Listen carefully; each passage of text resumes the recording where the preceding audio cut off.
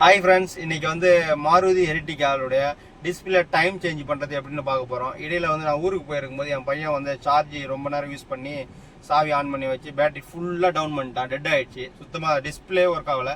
அப்புறம் பக்கத்து ஒரு ஃப்ரெண்டுடைய கார் வாங்கி அந்த பேட்டரி வாங்கி சார்ஜ் ஸ்டார்ட் பண்ண வண்டியை அந்த இன்னொரு வீடியோவில் காமிக்கிறேன். அது எப்படி நம்ம சுத்தமாக டெட் ஆகணும், எப்படி கார் ரீஸ்டார்ட் பண்ண நமக்கு இன்னொரு வீடியோவில் காமிக்கிறேன்.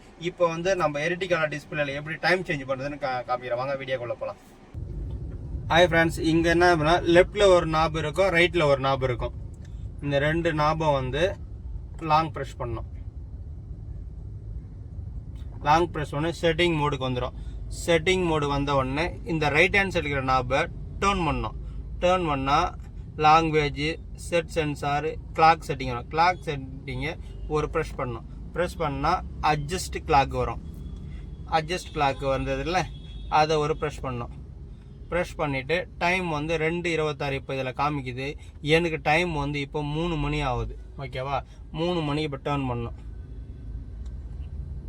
3:30 ஆகுது எனக்கு டைம். இப்போ 3:30 வச்சுக்கிறோம். ஓகேவா, அப்படியே ஓகே.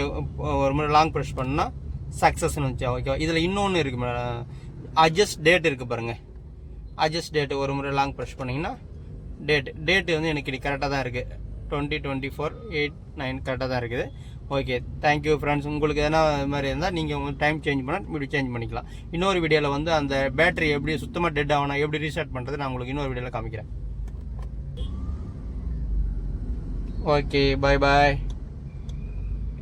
ஓகே, பேக் வந்தாச்சு. ஓகே, டைம் பாருங்கள் 3:30 கரெக்டாக இருக்குது. ஓகே.